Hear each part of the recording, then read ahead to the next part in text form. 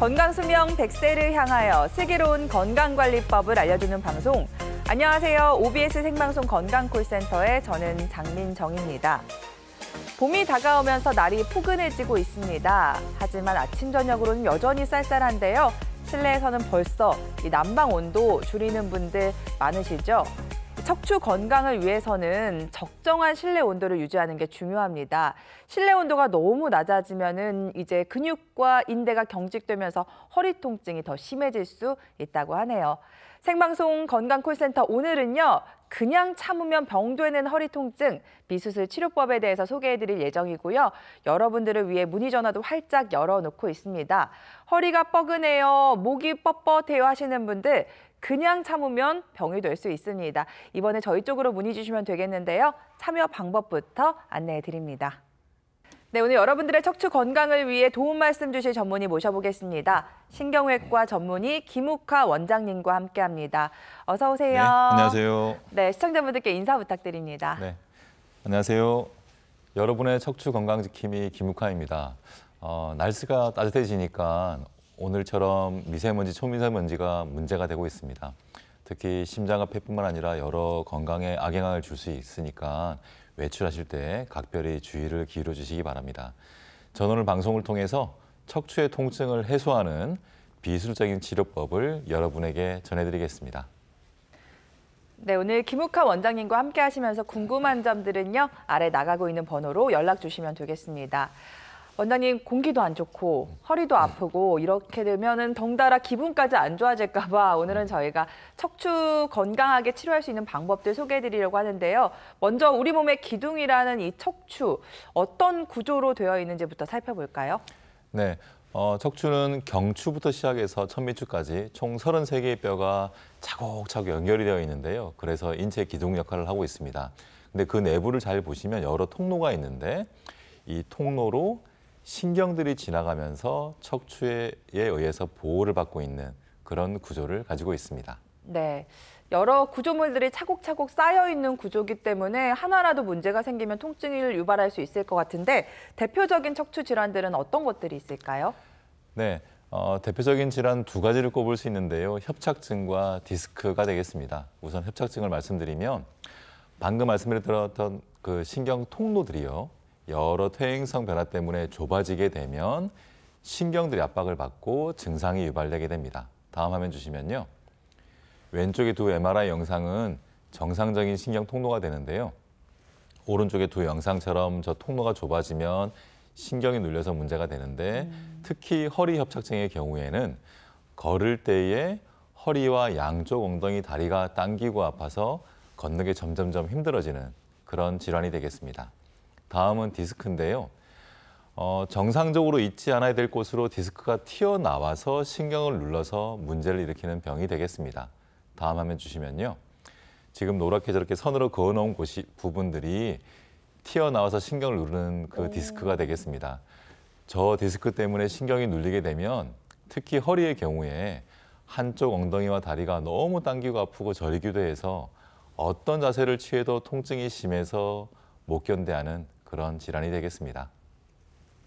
네, 협착증이든 디스크든 간에 각자 좀 통증이 있는 부위들이 다르신 것 같아요. 그래서 우리 몸 어디에 통증이 있느냐에 따라서 어디에 이상이 있나 이렇게 좀 짐작해 볼 수도 있을까요? 네, 척추의 어느 한 부분만 이상이 있어도 아프게 됩니다. 그래서 목이나 허리가 아파요로 이런 것만 가지고는 척추의 어느 부위가 이상이 있는지를 명확하게 구별짓기 힘든데요. 하지만 다리의 통증이 동반이 되면 허리의 어느 특정 부위가 안 좋겠다라고 짐작은 할 수 있습니다. 예를 들면 다리의 바깥쪽으로 통증이 동반이 되어 있으면요. 허리 4번과 5번 사이에 문제가 있겠다 추측을 하고요. 다리의 뒤쪽으로 통증이 동반이 되어 있으면 허리 5번과 천추 1번 사이가 좋지 않겠다라고 짐작할 수 있습니다. 시청하시는 분께서 꼭 염두에 두셔야 될 것은 허리가 아프지 않고 다리만 아픈 경우도 있는데요.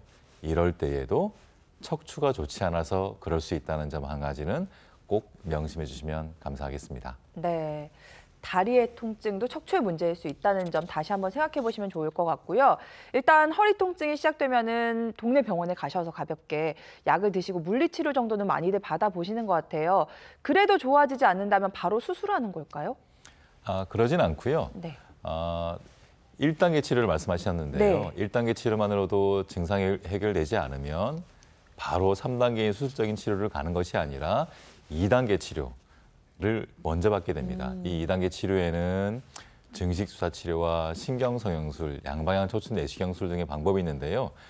조금 제가 차근차근 설명을 드리도록 하겠습니다. 네. 자, 오늘은 이렇게 수술하지 않고도 허리 통증 좋아질 수 있는 방법 2단계 치료법에 대해서 소개해드릴 예정인데요. 가장 먼저 좀 가볍게 접근해 볼 수 있는 증식 주사 치료에 대해서 살펴보려고 합니다. 이 치료법을 좀 소개해 주시죠. 네, 주사 치료인데요. 척추도 인대와 힘줄이 많이 구성이 되어 있는데 이런 부분들이 손상을 받았고 불완전하게 치유가 되어서 통증을 만들어낼 수가 있습니다. 바로 이 부분을 치료하는 방법이 증식 주사 치료가 되겠는데요. 손상된 부분에 이제 주사를 투여하게 되면 혈액량이 증가하면서 영양이 공급이 되어서요.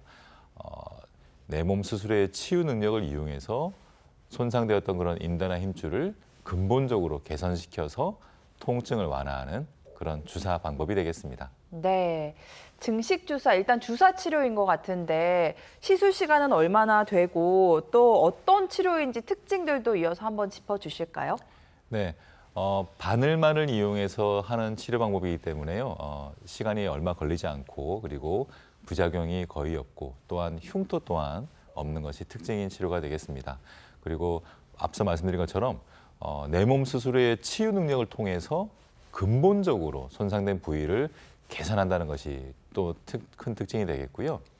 그리고 척추의 여러 부위뿐만 아니라 여러 관절에도 치료가 가능한 좋은 방법이 되겠습니다. 또한 반복적으로 치료를 해서 그런 어떤 근본적인 치료 방법을 누적적으로 누릴 수 있는 그런 치료가 되겠습니다. 네, 일단 증식 주사 치료 뭐 입원하고 이런 번거로움이 없는 간단한 주사 치료라고 생각하시면 될 것 같은데 증식 주사 치료가 도움이 되는 경우는 어떤 경우가 있을까요? 네. 인대나 힘줄이 손상되어서 문제가 되는 여러 근골격계 질환에 쓰일 수가 있고요. 그리고 1단계 보존적인 치료를 거듭받아도 통증이 해결되지 않을 때에 증식 주사 치료가 그 통증을 해결할 수가 있습니다. 그리고 수술 이후에 잘 지내시다가 증상이 재발한 경우에도 이 증식 주사 치료를 통해서 그 문제를 해결할 수가 있습니다. 네. 그렇다면 실제 증식 주사 치료 받으신 분들 얼마나 좋아졌는지 사례를 통해서 확인해 보도록 하겠습니다. 77세 어머님의 사례가 준비가 되어 있는데 아까 증식 주사가 허리뿐만이 아니라 목이나 어깨도 가능하다고 했는데 자, 허리, 목 통증도 가능할까요? 네, 그렇습니다. 화면에 보시면 77세 어머님이신데요.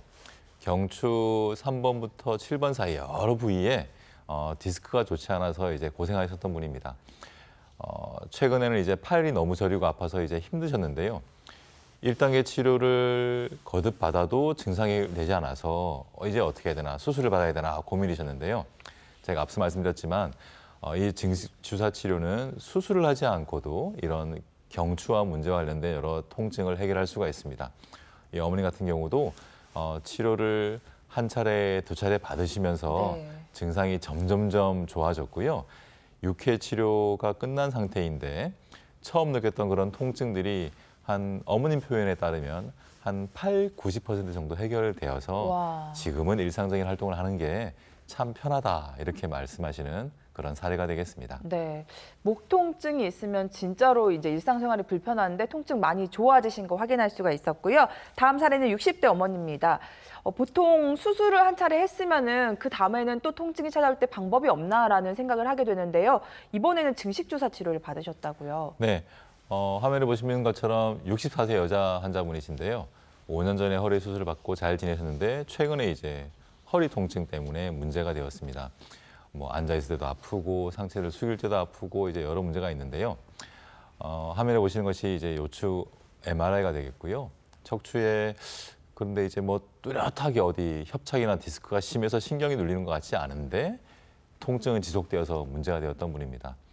1단계 치료를 거듭받았지만 문제가 해결되지 않았는데요. 이럴 때 꼭 우리가 이제 생각을 해봐야 될 것이 허리를 구성하고 있는 인대나 힘줄에 문제가 없는지입니다. 바로 이분도 이제 그런 상황에 해당되는데요.